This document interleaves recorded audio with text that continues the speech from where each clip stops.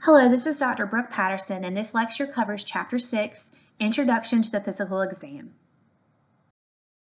Up until this point, we have talked about mainly gathering subjective information from the patient. The physical examination is when we start to gather objective data from the patient. The purpose is to determine if any changes are present, plan how to respond to the problem, and healthy lifestyle promotion. Prior to beginning the examination, it is important to set the stage. Think about your approach to the patient. You want to appear as calm and organized as possible. It is important to be professional, spending extra time as needed, and making the patient feel as comfortable as possible. One way to make the patient feel comfortable is to always ask for permission prior to examining or touching the patient, explaining each step and providing reassurance if applicable. While examining the patient and documenting, it is important to list exactly what is seen, felt, or heard and to avoid interpreting your findings. Prior to beginning, you will want to adjust the bed to a convenient height. Most exam tables have an area at the end that you can extend to support a patient's lower body if they need to lie down. We will show you how this works in lab. You may need to ask the patient to change positions and also assist them in getting into a comfortable position, especially if they have decreased mobility or pain with movement. Good lighting is also important. This is a picture of an ophthalmoscope. Because this is an advanced practice tool, we will not be using this in our lab, but I did want you to know what it is. An ophthalmoscope allows you to see the inside of the fundus of an eye and visualize certain structures you are not able to see without the tool. This is another tool that we will not use in this lab, but I want you to be familiar with an otoscope.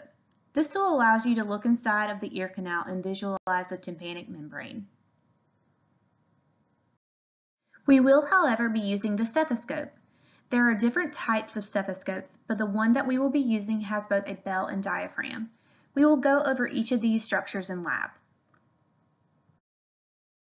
Auscultation allows one to listen to sounds produced by the body.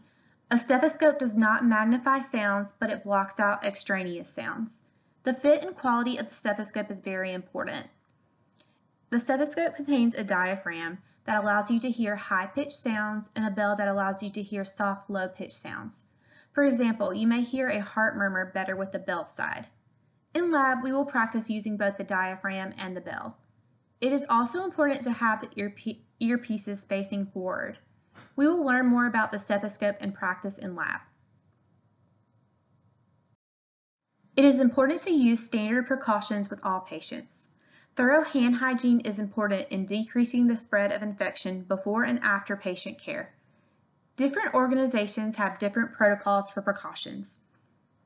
It is also important to use protective equipment such as gowns, gloves, and masks, eye protection, or face shields if applicable. It is also important to remember respiratory hygiene and cough etiquette. There are key situations where hand hygiene should be performed. When entering a room and prior to touching a patient, you must wash your hands or use the appropriate foam or gel hand sanitizer, depending on the protocol of your facility. You will also perform hand hygiene before exiting the patient's room and after glove removal. Please review the specific situations and where you would perform hand hygiene. Again, the modality in which you use to wash your hands may be dependent upon the protocol of the facility. However, the CDC recommends using soap and water when hands are visibly soiled or after caring for patients with known or suspected infectious diarrhea. Otherwise, the preferred method is an alcohol-based hand rub. Remember the importance of making the patient comfortable, being sensitive to their modesty and privacy needs. Think about draping the patient and visualizing one area of the body at a time. Be courteous, patient, and clear in your instructions. Once the exam is completed, tell the patient what to expect next. This question asks, during the examination of a patient, it is very important to A.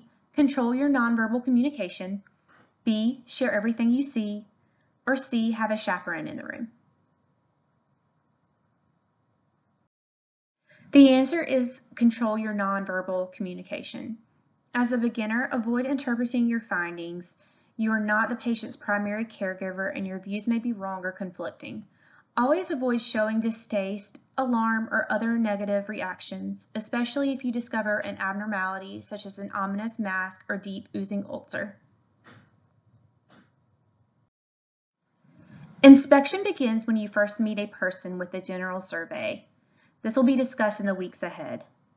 Remember, inspection always comes first. Requirements for inspection include good lighting and adequate exposure while respecting modesty. There are many instruments you can use for inspection. However, for the purposes of this course, we will be using primarily a pen light and general visual inspection.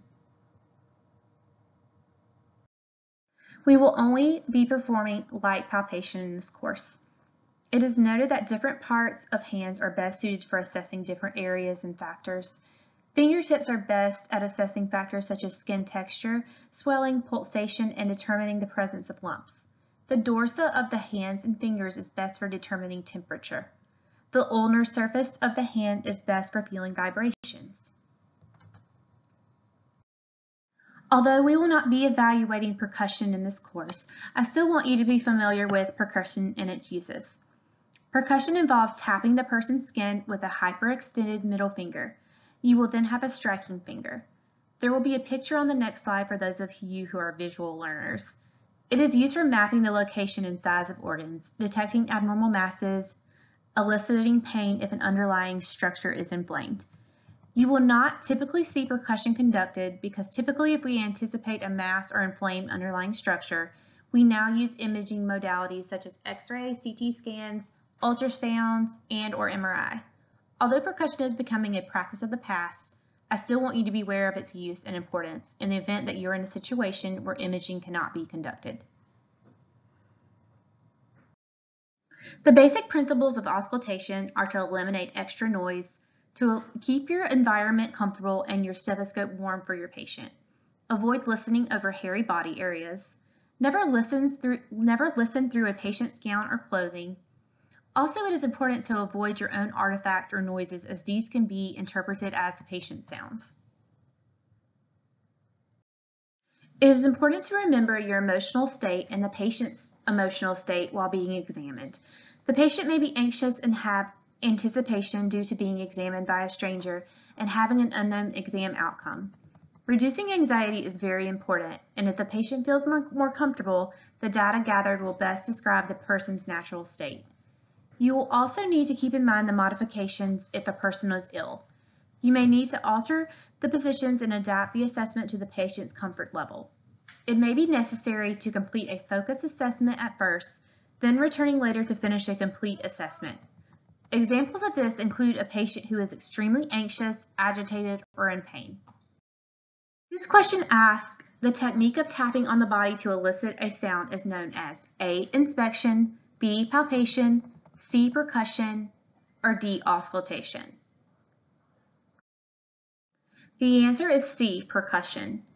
Percussion is striking the chest or another part of the body to elicit a sound from a hollow organ. Inspection refers to the visual observation, palpation is feeling with one's hands, and auscultation is listening to body sounds with the aid of the stethoscope. We look forward to practicing and refining all these skills in lab. Remember, it takes a lot of practice to become more comfortable with these techniques, but you will be experts before you know it.